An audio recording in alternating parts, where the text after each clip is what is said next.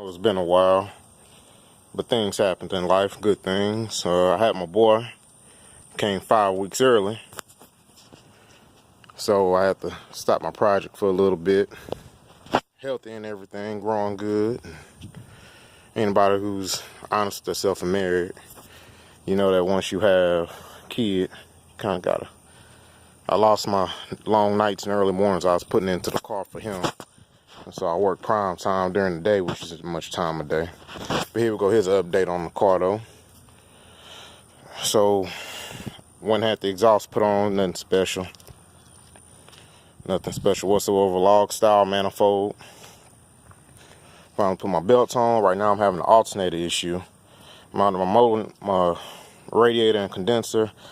My dad, he convinced me to go there. Kids, it don't matter how old you get. Sometimes your parents are just right about something. This is Texas, and I guess I'd be a sucker to drive the car without air. As you can see here, these wheels are sitting under the car nice. That one's on flat because I busted my air hose. But on this side, they're poking out because I got 2 out of my 4 Toyo R88s. I know mixed reviews on the R88s, but something I could find that wouldn't make the tire look like it was stretched. I went with 235 50-15s. I like them on the car. The haze on the roof line, I had the car outside while I was restoring a snap-on toolbox last week. And it started raining, so I threw some PPG plastic on it. And then the sun came out, and then when I pulled the plastic off, it embossed the letters across the whole top skin of the car. So I had to wet sand them off. Also, there's no more crater in back. Got the fuel cell in. Took it over to my buddy's shop.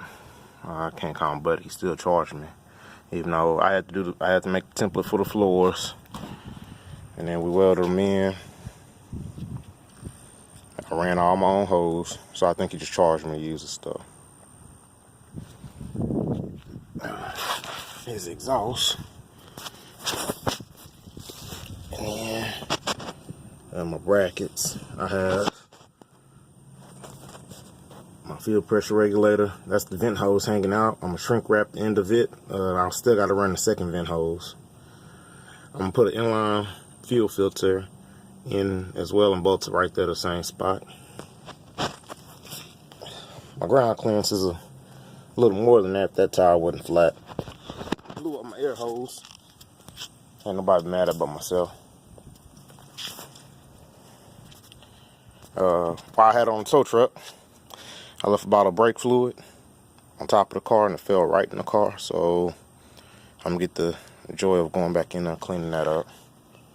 It's the transmission mounted properly. So this is the spot where I wanted to put the battery here. I might put on that landing behind the passenger seat. If not, I'll just push it further back and build the floor around it. Still gonna put full floor. Now I still gotta tighten up my fuel system area up here. I haven't decided how I really want to tighten that up yet. Last night, the fuel damper sprung a leak in back, so I put that there. As you can see here, I got the alternator disengaged because when I engage it, it squeals like a little piggy. So I thought it was an alternator. Got another alternator, still squealed. Got another alternator, it still squealed as well. And then I said, you know what, maybe it's the belt. So I engaged the compressor, no squeal. But what I recognized was while I was running, the engine would rev straight up with the alternator. Engine rev straight up almost about 5 or 6K, like it was overcharging. So what I'm probably going to end up doing, I have a few extra alternators and I'm going to take them apart. And I'm going to see how that voltage regulator works on the inside. I mean, even with the haze, so you can still see good shine in it. I still need to buff it out. My key tumbler is it's jacked. It works when it wants to work. I've given up on it right now. I'm using a screwdriver from the ignition switch to start and turn the car off. So I'm probably gonna go push button start now. So let's go ahead and move the car in. Let me Get something to phone up on. It came out at an angle.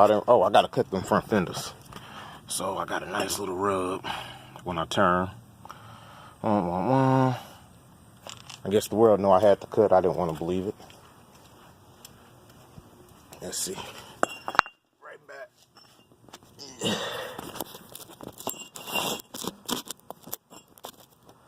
All right. Be right back.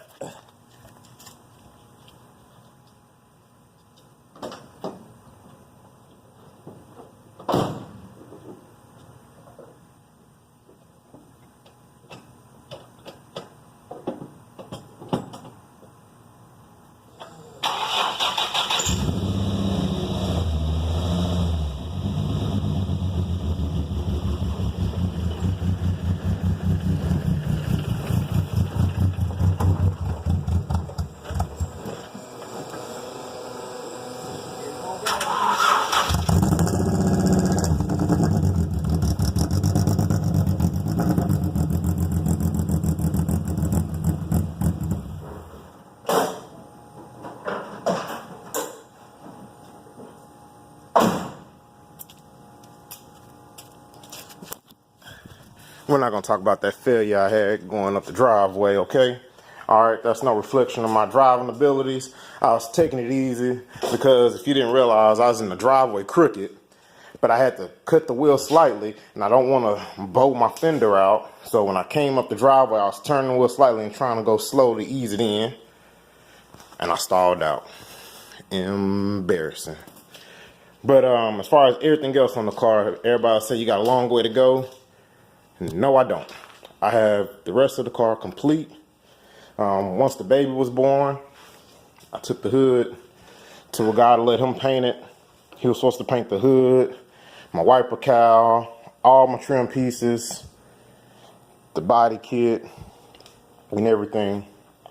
And I explained to the guy that I do my own paint, and I guess thought I was lying, but at the end of the day, he got mad while he was painting the hood. He was like, I'm not painting your trim pieces because I need more money. He was broke when he made the deal, and then his rent was due when he wanted more money. So I took my stuff. By this time, the baby was about 5.5, 6 weeks. I brought my stuff home. I told my wife, I said, hey, look, if you smell the paint in the house, you and the baby just leave. Brought it home. I finished my paint myself, but instead of talking about it, let's be about it. Let's go look at it.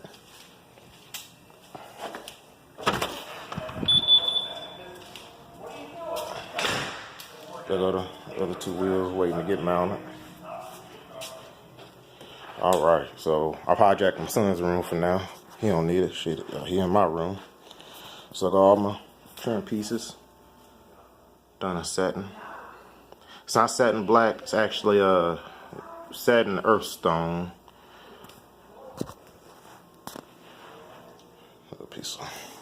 I'll tell you what though, he did a good job on the hood. He ain't a man of his word, but he did a good job on the hood. I was a bit out of my range, out of my league on it, because I had dropped it and I got dents all right here, straight down that crease, and he brought them back pretty decent. But I did all my own trim pieces and everything else. I did these glossy because they were so raggedy and they're fragile. I'm not wasting no satin clear on them because satin clear costs too much.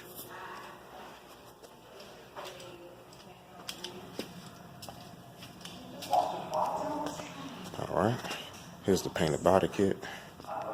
My headlight buckets, fender flares, side skirts painted, other trim pieces. This front bumper though. So, I wish I had another hand to show you this effect. That's gonna look good. That's gonna look good. I'm gonna get a license plate bracket. I'm gonna mount it here. Ones that come out and go like this. This is Texas. Got that license plate in front. Gives an excuse to give you a ticket. That's my Welton, another fender flare. I got my rib nuts already. I don't think y'all seen my dash I restored. Speed head gauges. playback tachometer, GPS speedometer, oil, water, voltage. The dash, if you got a Z, you already know. The dash was cracked to no ends. It was just tore up. I filled it with Great Stuff foam, and then came back with 3M bumper repair. Then I used SEM front paint and texture.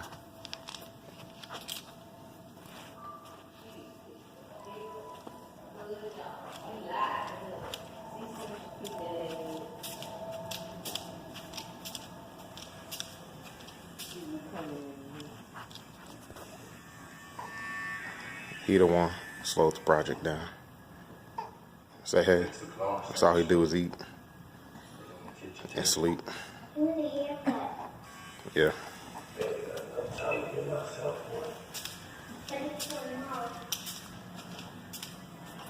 Oh yeah. My wiper cowl. We're good now, just dusty. That's how long I haven't been working on it. But if I wanted to just throw the car together, I could. There'd be no issues. So my goal now, my toolbox got in the way as well. I restored me a snap-on toolbox. I was tired of my tools sitting on the shelf, so I had to get to it. Found me a nice, good old, cheap one and restored it. The goal now is to try to have the car finished in maybe 3 weeks or so. I got my vanity plate on the way. I was gonna go with Finaru at first, which is final in Japanese. But my wife told me to go with Mistress. We tried to find Mistress, and Mistress was not available. So you'll see what we came up with after that soon. The interior's in the attic. I'm not opening the attic right now. Cool. Updates to come soon. I didn't sell the project. I wasn't one of those guys. I go quiet for 7 weeks.